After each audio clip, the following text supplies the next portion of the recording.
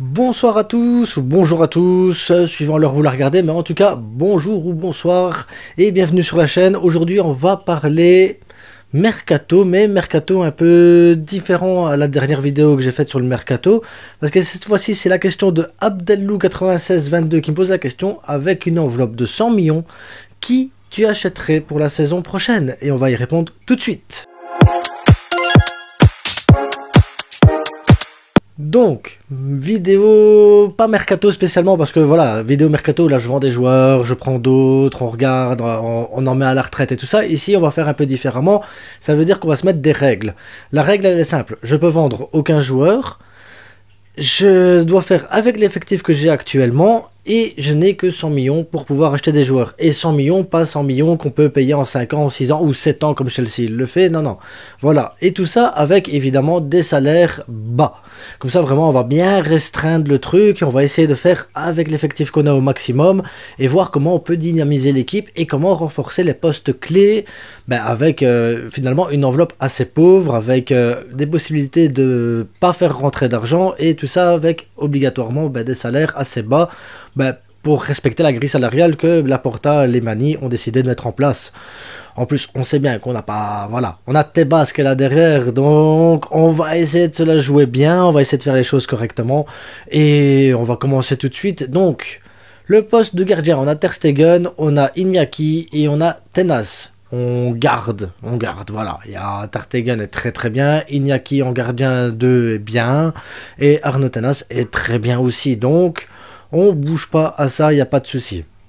Ensuite, à gauche, on a Baldé, on a Jordi Alba, on a Marcos Alonso. Donc, pas besoin de renforcer, on a 3 joueurs. Maintenant, comme je l'ai expliqué, il y a une vidéo Mercato spéciale sur ma chaîne. Je vous invite à aller la voir parce qu'à ce moment-là, je vends des joueurs et je renforce différemment l'équipe.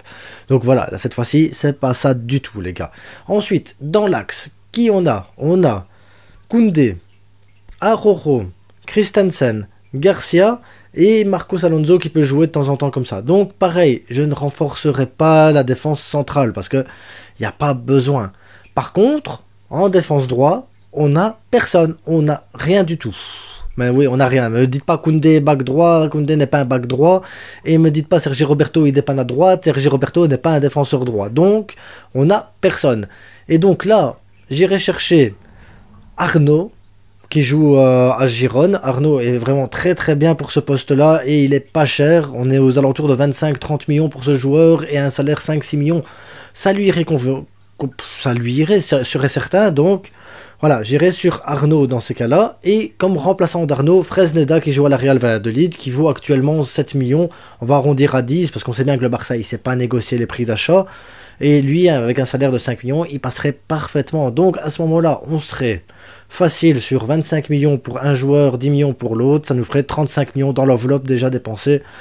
Et on a une défense complète. Ensuite, le milieu de terrain. Donc actuellement, on a Busquets, Frenkie, Kessié, Sergi Roberto, Pablo Torre, Gavi, Pedri. L'idée ici, c'est est-ce qu'il faut réellement renforcer? Vous allez me dire, oui, Busquets partirait peut-être à la retraite ou l'année prochaine. Mais tout ça, voilà. On va pas en discuter. Cette fois-ci, on va dire que l'effectif, il reste complet, on le garde. Et on va renforcer. Donc pour renforcer, là, par contre, je n'irai pas sur le Mercato aller chercher des joueurs. On a Nico qui joue à Valence en prêt actuellement, qui va revenir. Je garderai Nico. Ça permettrait d'avoir un peu plus de rotation. Et je ferai monter Casado de l'équipe B, comme ça on est toujours dans un effectif gratuit cette fois-ci, donc pas de dépenses pour le milieu de terrain. Je garde l'effectif comme il est là au complet, et il est très bien les gars, il est très très bien. Maintenant si on pouvait dépenser un peu plus, voilà, Bernardo Silva, Gundogan, voilà, il y a toujours possibilité d'aller chercher mieux, il y a toujours possibilité de faire plus, mais cette fois-ci ici j'ai décidé de garder mon enveloppe, et on verra à la fin ce qui reste dans l'enveloppe pour voir si on peut à ce moment-là se projeter sur un autre joueur. Maintenant, on va passer à l'attaque. Donc, à droite, on a Rafinha, Dembélé. On n'y touche pas. C'est très très bien. Dans l'axe, on a Robert Lewandowski. Et c'est tout. Et à gauche, on a Ansu Fati et Ferran Torres. Moi, maintenant, ce que je ferais, c'est que, on a vu que Fati dans l'axe, ça n'allait pas. Ferran Torres peut jouer en faux numéro 9 ou à gauche ou à droite. Donc, Ferran, on le garderait dans ces cas-là.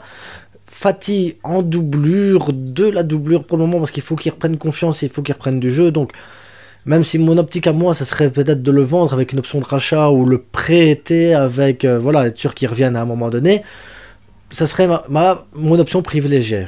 Voilà. Maintenant, à gauche, j'irai chercher Dani Olmo, 45 millions. Voilà, un petit Dani Olmo, 45 millions. Et on a Abdé, qui reviendrait de près et qui pourrait à ce moment-là jouer à gauche. Parce qu'Abdé, c'est du dribble, c'est de la percussion et tout ça. Dani Olmo, c'est plus du jeu un peu comme Rafinha. Donc ça veut dire que si tu joues avec Olmo à gauche, tu mets Dembélé à droite. Et si tu mets Rafinha à droite, tu peux très bien mettre Abdé à gauche, comme ça tu as vraiment des profils totalement différents sur l'attaque. Et le point noir, voilà, ce serait l'attaque. On aurait Robert Lewandowski, moi j'irais rechercher Aubameyang, qui a l'air de bien, ça a l'air de bien lui manquer le Barça quand même, il a l'air de bien regretter d'être parti, après c'est pas sa faute à lui, on le sait.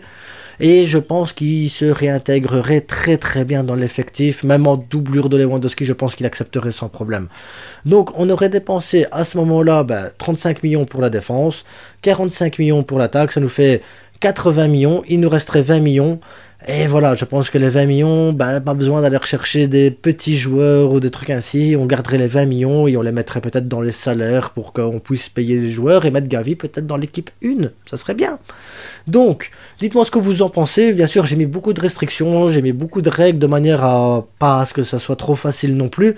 Parce que oui, comme je vous ai dit, maintenant, on peut hypothétiquement parler du retour de Messi, on peut parler de Gundogan, on peut parler de Bernardo Silva, on peut parler que, voilà, Xavi, il est sur Foyt, du Villarreal. Donc il y a plein de possibilités, il y a plein de joueurs, oui, qu'on pourrait aller chercher, mais le budget, voilà, il est là, il est restreint. Pareil, on peut très bien se dire, Jordi Alba, on arrête aussi son salaire cette année, ou s'il re-signe ou qu'il prolonge avec un salaire à 5 millions. Pareil pour Busquets, comme ça, à ce moment-là, on a plus de masse salariale, ça nous permettrait de faire un peu plus quand même. On pourrait prêter Garcia avec option de rachat, si on le vend aussi, comme ça, il pourrait s'acquérir un peu plus d'expérience de son côté.